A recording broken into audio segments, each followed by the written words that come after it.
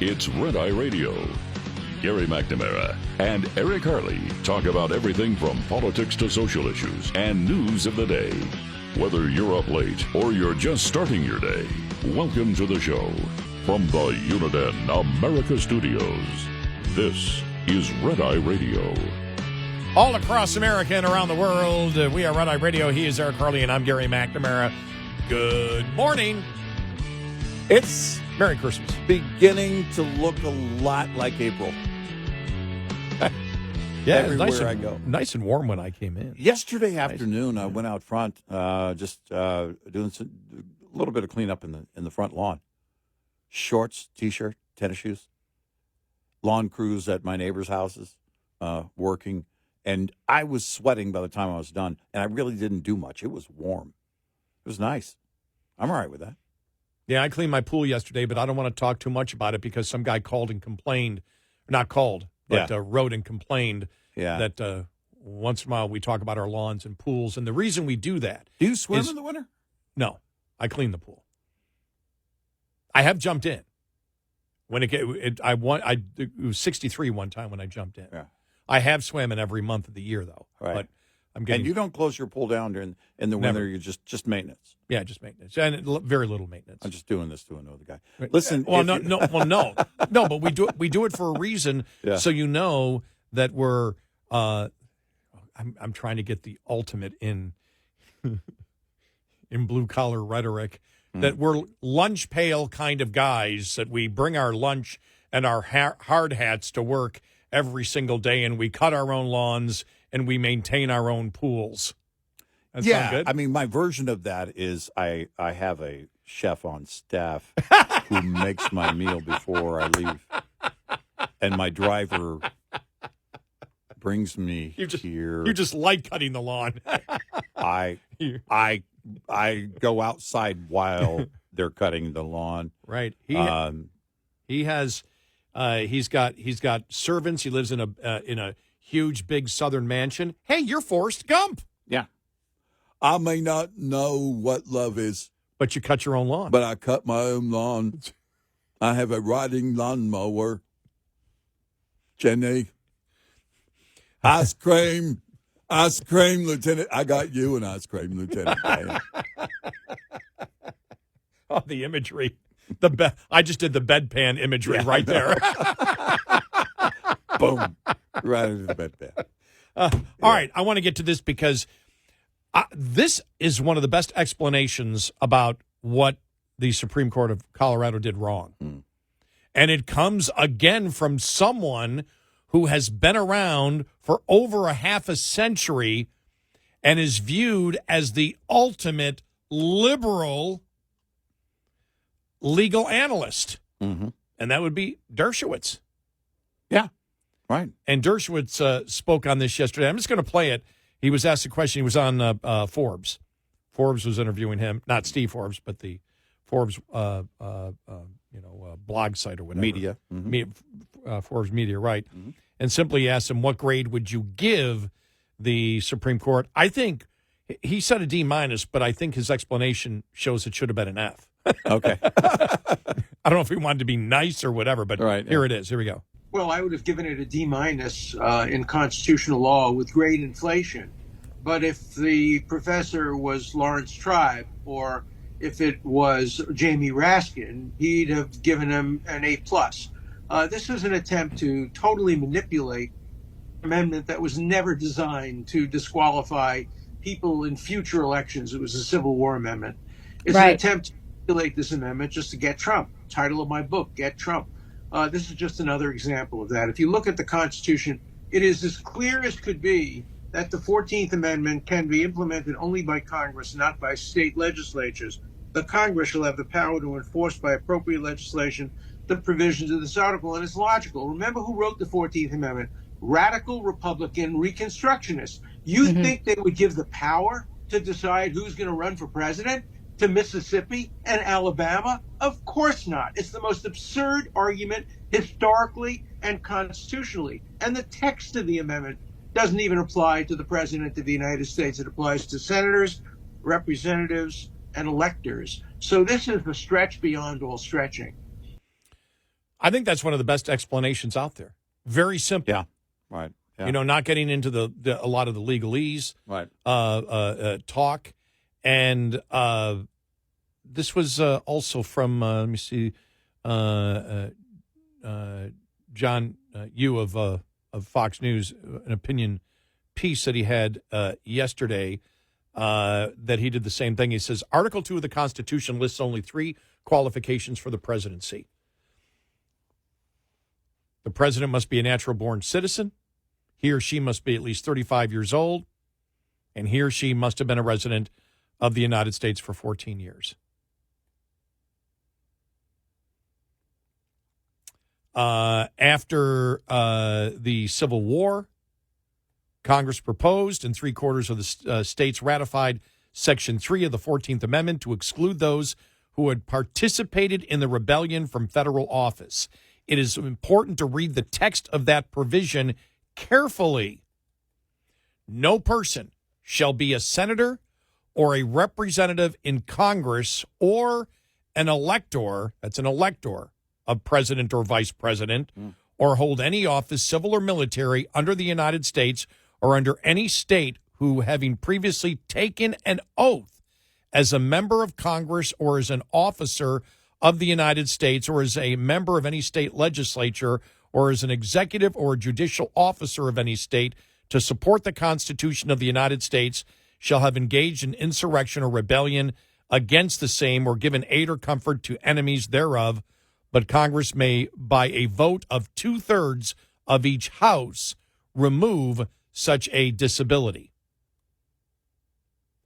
By adopting the provision, the victorious Union obviously wanted to prevent former Confederates from returning to Congress, the executive branch, or the military once the war had ended. Some of the southern states had elected former Confederate leaders to Congress.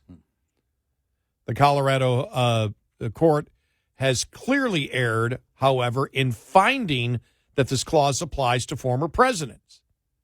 Section 3 lists that disqualification from future office will apply to anyone who has engaged in insurrection or rebellion against the United States who had been, and goes through it again, an elector or member of Congress, officer of the United States, which covers cabinet officers and those below them. The constitutional text as interpreted by the Supreme Court carefully distinguishes between an officer of the United States, which covers cabinet members and those below them, and the President of the United States. It differentiates between that and goes through it all. If the 14th Amendment framers had wanted to bar past presidents who join an insurrection from ever holding federal office again, they could have easily included president in the very same sentence. And they did not. And it just goes through all of it. And it's like, it's so basic. Yeah. It's so basic that they got this completely wrong.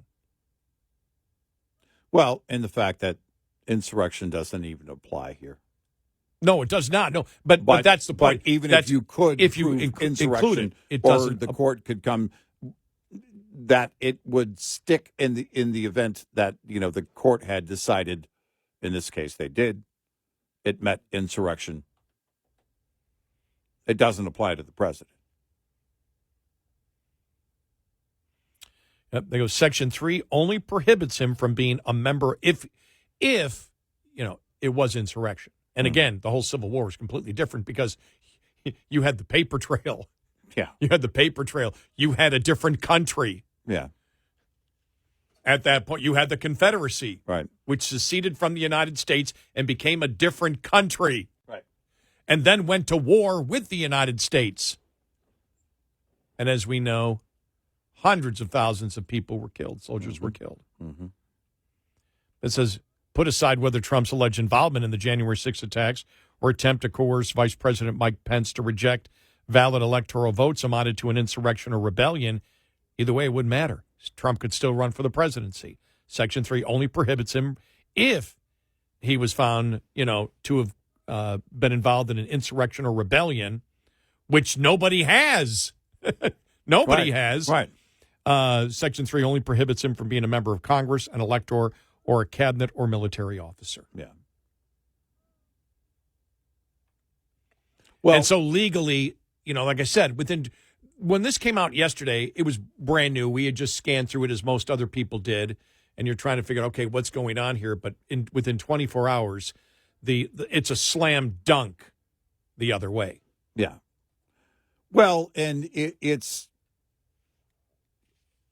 the liberal media made the headlines for it, but honestly, I don't know anyone who's really defending their decision. And you read the dissent from the three other Democrats on that same court, and you realize, look, they understand. The other four, I'm convinced the other four know that it's going to be overturned. Well, I think their decision won't stand. One of Dershowitz' greatest points was going back to, and I love how all these so-called liberal professors are becoming constructionists. But he goes, you think that the Republican Party, after the Civil War, would have given the ability of one of the southern states right, to control an election by what a Supreme Court of that particular state did? Right. Because no way would have they. That's insane to think that. They would have never done that. And so that's it right there. That really is it right there.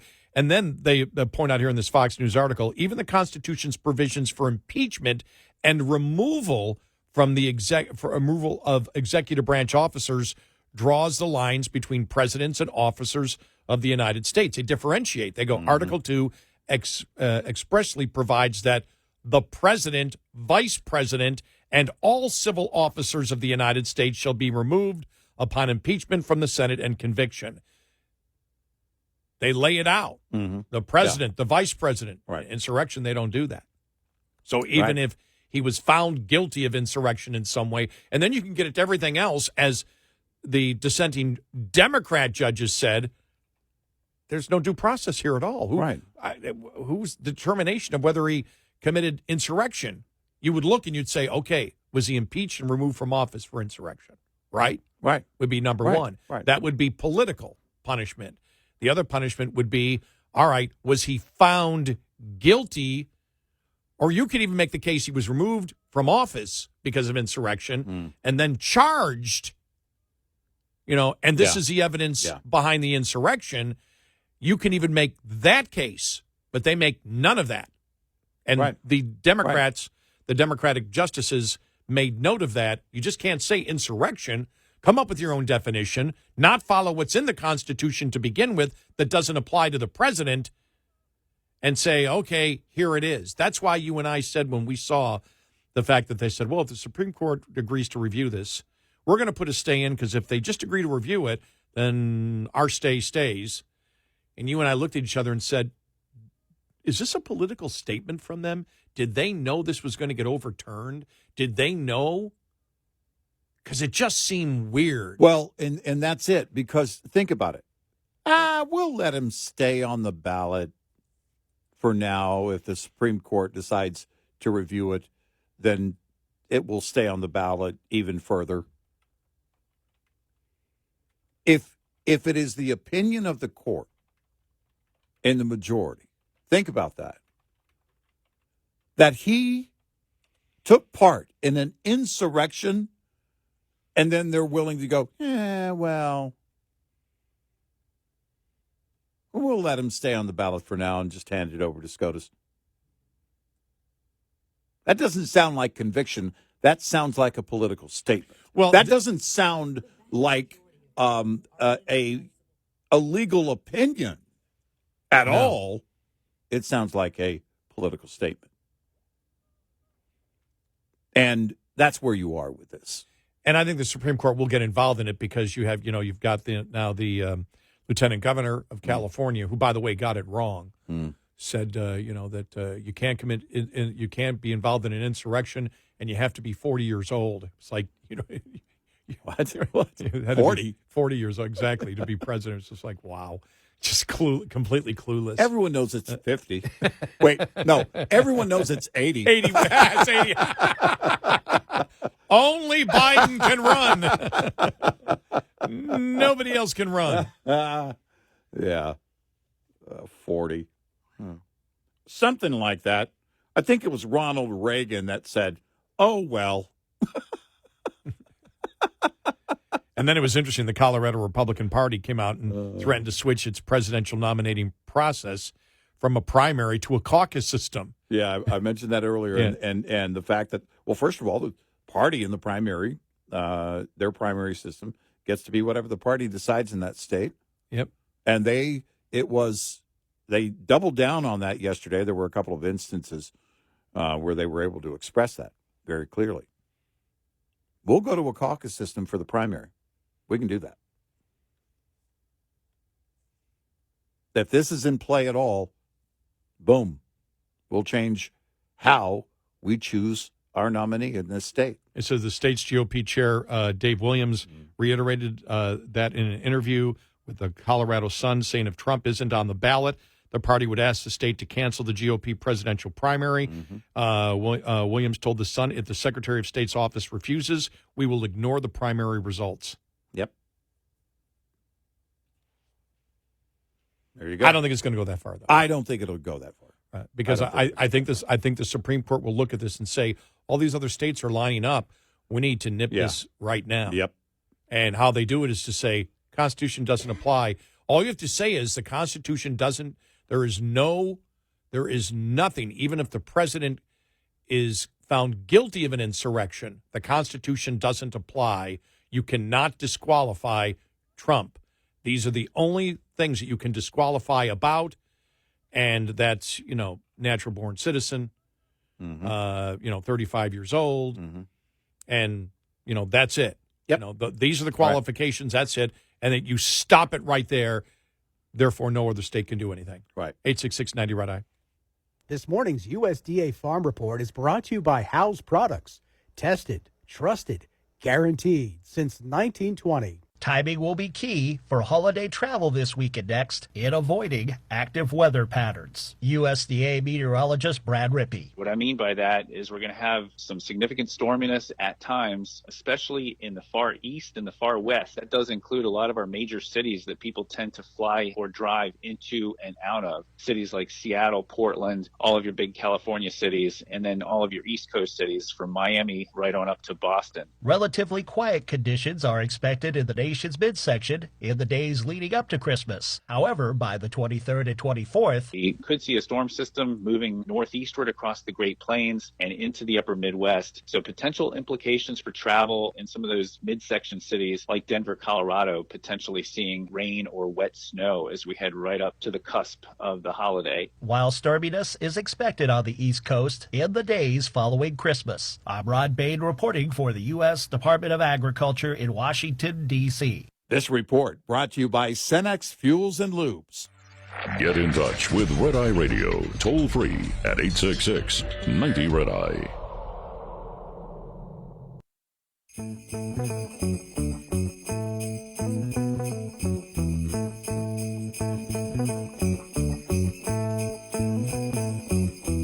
It's Red Eye Radio. He's Eric Carly, and I'm Gary McNamara. A few things here.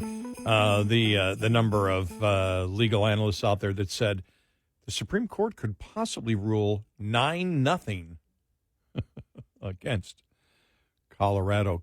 I think that's a real possibility. Like, wow.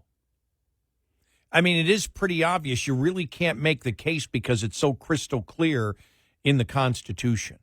And I do think that when you actually read the text of it and see that insurrection, even if it was, doesn't apply to the President of the United States. Yeah, I think it could be 18-0, where it's so bad each of the 9 justices write 2 opinions on it. That's how bad. But yeah, I guess, I mean, we could easily see a 9-0 on that.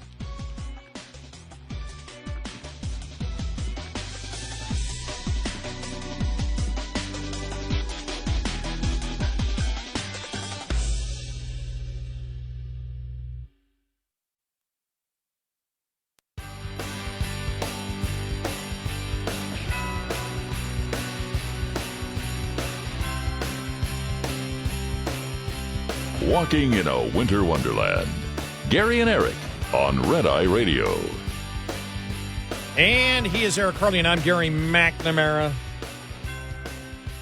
Merry Christmas. Download our Red Eye Radio app today, and you can listen when and where you want if you can't listen live overnight. A couple of other stories I want to make sure we get to you. Texas begins flying migrants to sanctuary cities with first flight to Chicago. The state of Texas has started flying migrants to sanctuary cities, with the first flight arriving in Chicago on Tuesday afternoon. Fox News has learned, making an escalation of Governor Greg Abbott's previous strategy of busing migrants to ease the pressure on the border state. Fox was told that the first flight left El Paso on Tuesday afternoon with 120 migrants on board and arrived at Chicago's O'Hare Airport later on in the day. Sources in Abbott's office told Fox that all the migrants signed voluntary waivers as they do when bused. The decision was partially in response to Chicago's interference of the buses traveling to Sanctuary City. To the Sanctuary City, the city had launched lawsuits against companies transporting the migrants. The move from Abbott is an escalation from the strategy in place since April of 2022 when he began busing migrants first to Washington, D.C., and that's not going to stop. Yeah, I think it's interesting that Governor Abbott points out that they all signed voluntary waivers because the left wanted you to believe they were being forced onto these buses, that they were being essentially deported out of one state to another state. That wasn't the case. That it was human trafficking. Remember that one? Exactly. Yeah, Newsom, I think, threw out that one. Right. Well, who was it? Did Newsom launch an investigation, or was that in D.C.? Well, they were going to, but it never went. They talked about saying, we're going to talk to these individuals and ask them. And then a couple of the stories out of the liberal media early on saying, that, there are questions as to whether or not they really wanted to get on the bus and everything else. And the fact of the matter is, look, that would be immediate.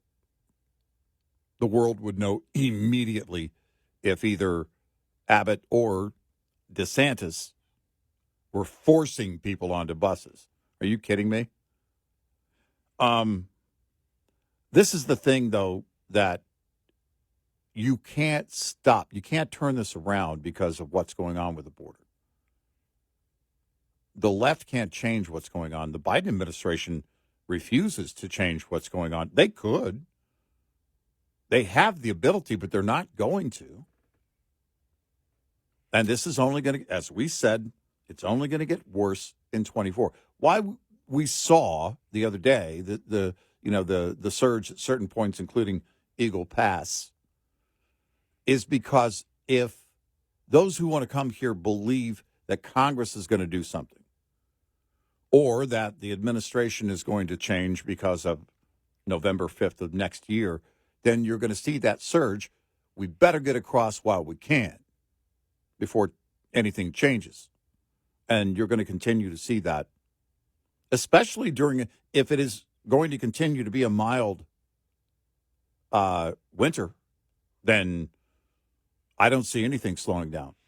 Well, then you had the other story that actually was from Monday, but just reported yesterday on a national scale. Chicago Mayor Brandon Johnson slammed Governor Greg Abbott in a speech on Monday, arguing that he's been attacking the United States itself.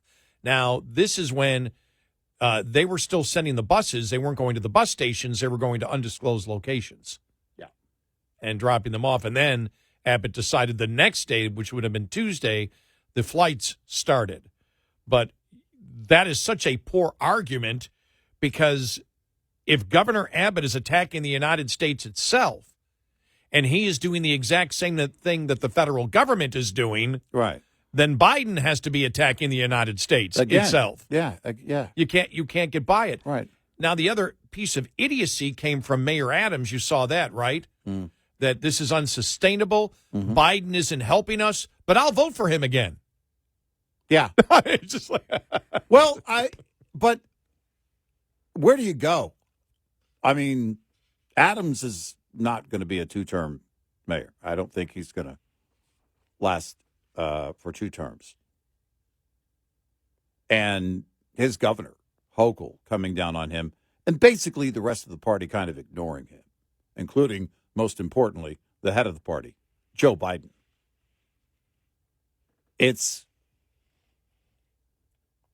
There's not going to be, I don't know that Adams has any concern for any political wins these days. He's just trying to keep, I guess, his citizens from rioting outside his office door over this whole thing. But this is what his party built. Biden is doing nothing, and I will support him. He's still helping build it. I know. When you do that, that's an endorsement. I'm voting for Biden. Man, I wish he would help us. Then you're part of it. You own it. And finally, I wonder why this story didn't get more publicity. Breitbart had it, but I'm like, I didn't see it anywhere else except maybe it's out there, and maybe it was on the second page of of most websites that I check every day. But this is unbelievable. Almost half of Buick dealers across the United States have opted to take buyouts from General Motors to avoid having to sell electric vehicles at a time when consumer reports show Americans are increasingly turned off by the cars. Now, I'm thinking to myself when I read that first sentence, well, what's a buyout? They're closing. Yeah. General Motors is buying, giving them the money to get out of business because they don't want to sell the EVs. According to General Motors, almost 1,000 of its nearly 2,000 Buick dealerships across the United States chose to take buyouts from the parent company rather than investing potentially millions into retooling and prepping dealers to service and sell EVs. The buyouts now mean. Now, I was still questioning, well, what does a buyout mean? What does this mean? The buyouts mean that General Motors will now have just about 1,000 Buick dealerships across the nation, almost half less than before. Yeah. As the automaker moves towards adhering to President Joe Biden's green energy agenda. The Wall Street Journal reports, or the Wall Street Journal, they're doing it from the Wall Street Journal article, which I subscribe to the Wall Street Journal. How did I miss this? Dealers who are taking the buyout would give up the Buick franchise and no longer sell the brand. The dealer can continue to sell other GM models, such as Chevy or GMC, that often account for a higher percentage of sales. The Journal reported in late 2022 that the automaker planned to offer buyouts to its U.S. Buick dealership network. The move came after Detroit automakers gave them a choice. Invest at least $300,000 to sell and service EVs or exit the Buick franchise. Yeah. The investments would cover electric vehicle chargers, worker training, among other initiatives. Wow. You know, a couple of things. Buick is one of those brands that's been around for a while. In terms of that line, it's kind of an older line associated with an older demographic. Like people like me. Not that old. Oh. So let's not get radical here. So so the thing is that you have less of an ability on that. Not saying they don't sell, and they have a great line of cars. And the people that buy them are high earners. This isn't it's not like the end of a brand, but it is not one of those, trending brands. No, it's And not. so you don't have the room, and really at every dealership, what you're seeing is, if you're talking about servicing and everything else, taking on this massive cost. I said to you yesterday off the air, take all of the mandates out of it, except for, of course, safety mandates. Where is the baseline in terms of the demand for vehicles? And how does it change the pricing? You mean general vehicles or EVs? No, for just vehicles altogether. Okay. Take all of the mandates, all of that out. Where would the baseline be? What would the organic situation be in terms of demand? And how would it change the cost of the vehicles? Because an EV would be a special order. Yeah. That's a great question. Where would the baseline be? Yeah. Are you talking about? In other words, what would the actual organic situation be in terms of the demand for cars? Because if you talk about those fuel efficiency standards and the cost of them on vehicles, if that were to come down, the most profitable would still be trucks, but I think the baseline probably small to mid-sized SUVs. No, probably. Yeah. Okay, I didn't know what you were thinking. Well, I don't know if I'm on the same track as I didn't. No, I mean, when you said that, I didn't know if I was on the same track as you are. I think it. I guess with good fuel mileage. I mean, because a small to mid-sized SUV gets 30 miles to a gallon. Well, because vehicle. there's the misnomer. I only want to buy a truck if it gets no more than 8 miles per gallon. Wrong. No, you know what I mean? It's like, oh, there are a number of trucks out there. They're going to get close to, measuring inches per gallon. it's we get a foot to the gallon. There gallon. are a couple of pickups out there, Tundra, that don't get great mileage, but people still love them. But the overall demand, for vehicles is, no, we want them to be efficient. We want amenities. We want our dashboard to look a certain way. We want certain integration, but we want performance as well. I would love to see what that would truly be. I mean, we're not going to see it, but I would love to see what it would be. And how many more dealerships, decide, you know what? We can't participate because we can't afford to. I know. It's either do this or go under. Remember, how many wrote a letter to the White House? So 2,000, 3,000 dealerships. Right. I will make this one note here to end this. Yeah. My 1967 Ford Fairlane GTA 390 cubic inch. It was an automatic, 6 miles to the gallon. Wow. I know big rigs that get better than that. Wow. We didn't drive it much at 25 miles an hour. I bet not. And we accelerated probably more frequently than the average person does in a regular vehicle. Yes. 866-90 Red Eye. We'll be right back with more Red Eye Radio with Eric Harley and Gary McNamara.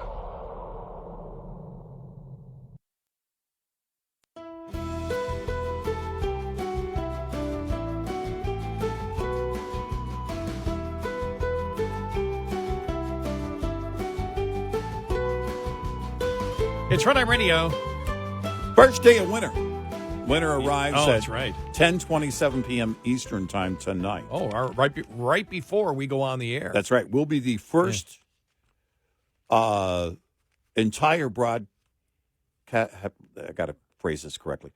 The first national broadcast to broadcast our.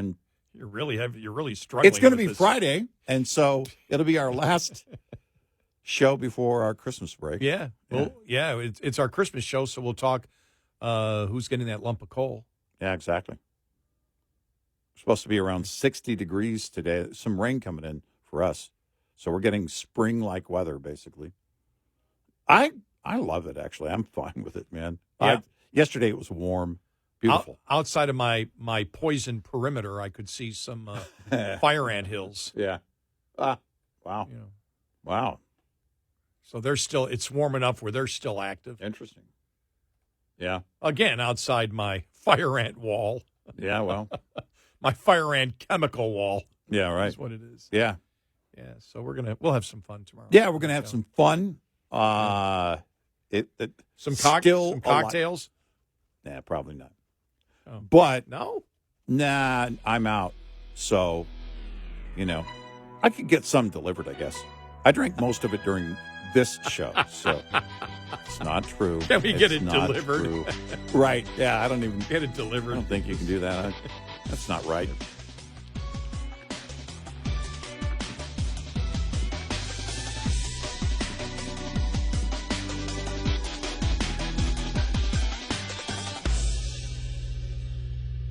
This is Red Eye Radio on Westwood One.